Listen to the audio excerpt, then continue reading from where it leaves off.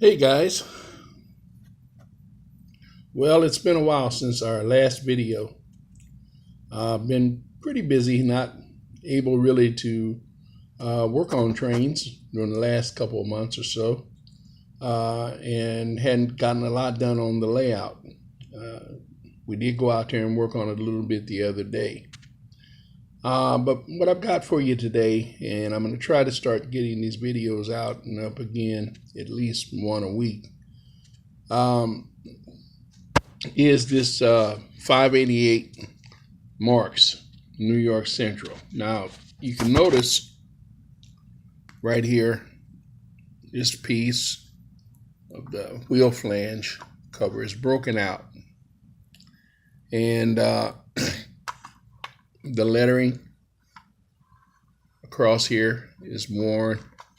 Stays just dirty, and actually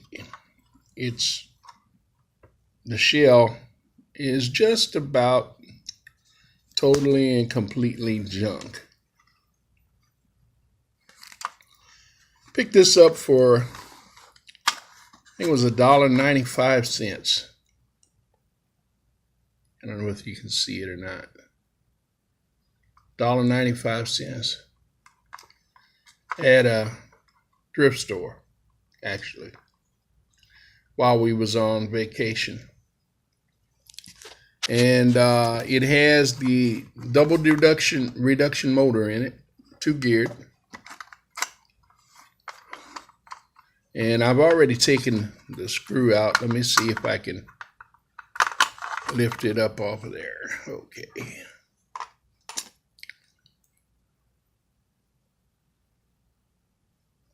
don't know if you can see it or not, but there's the 2 gears right there.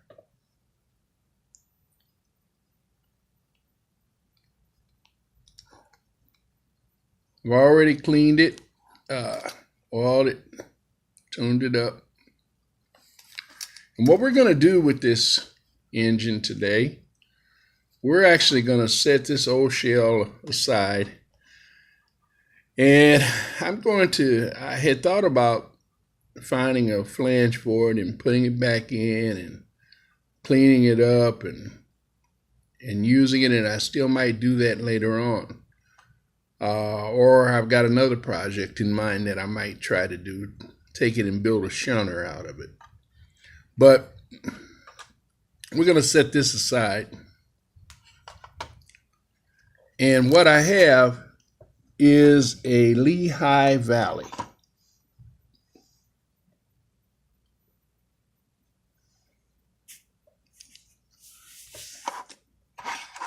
Now this Lehigh Valley is pretty sharp. It's pretty clean. Actually, when I got it, it really didn't need anything but just cleaned up. And these rails were missing. And I actually took them off of this 588. And so that was the good thing. It did have the complete set of rails for the front of the engine. The Lehigh Valley had only the rear rail. Let me see. Right there. And otherwise, it was almost perfect engine. The lettering's crisp, it's sharp. There was one downfall for me, as with most collectors, except for those of us who do collect battery-operated trains, or the DC run trains, which will run on rail, but they run under DC current or battery. This was a battery-operated or DC-operated train. Had a complete DC motor and system in it.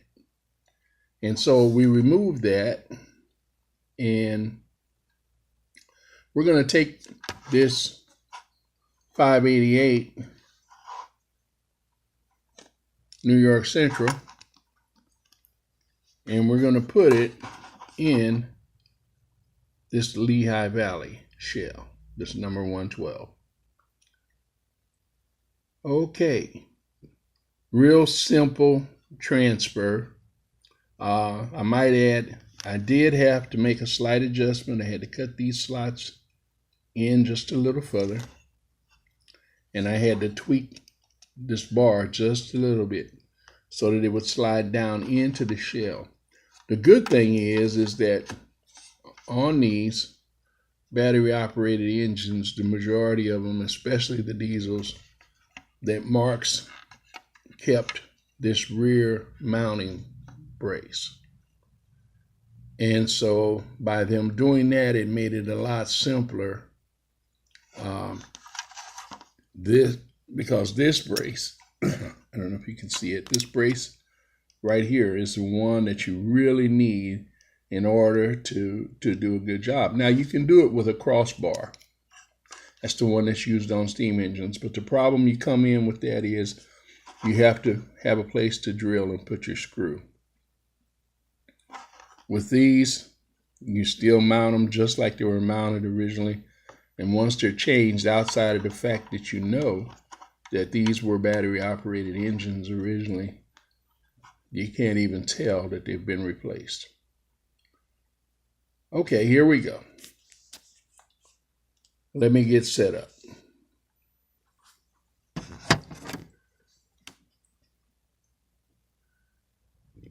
All righty.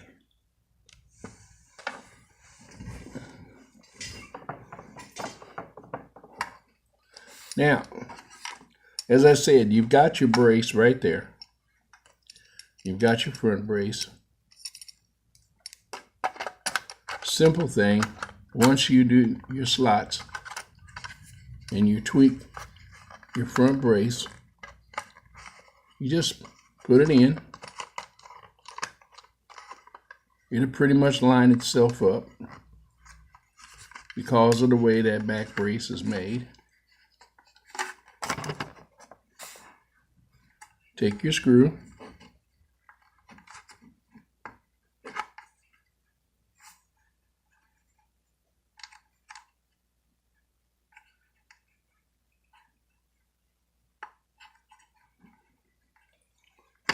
get your trusty screwdriver,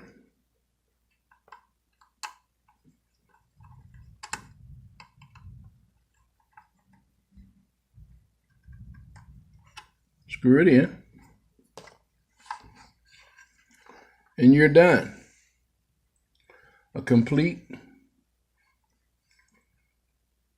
Marx Lehigh Valley switcher, up, operating, running, able to run with your other trains. Now, there's one other thing I wanted to show you with this.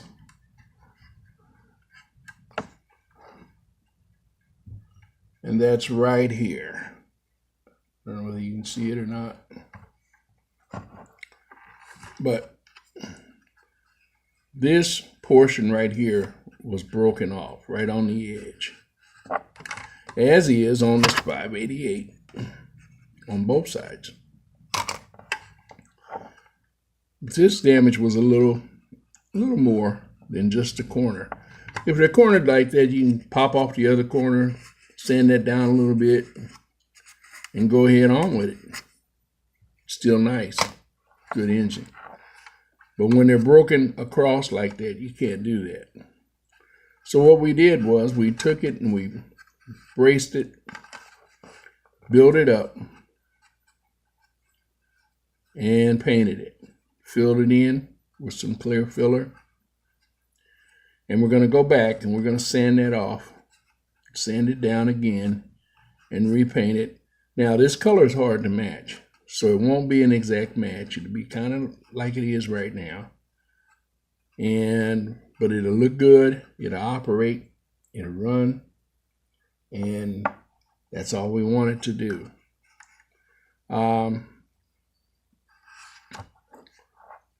One other thing.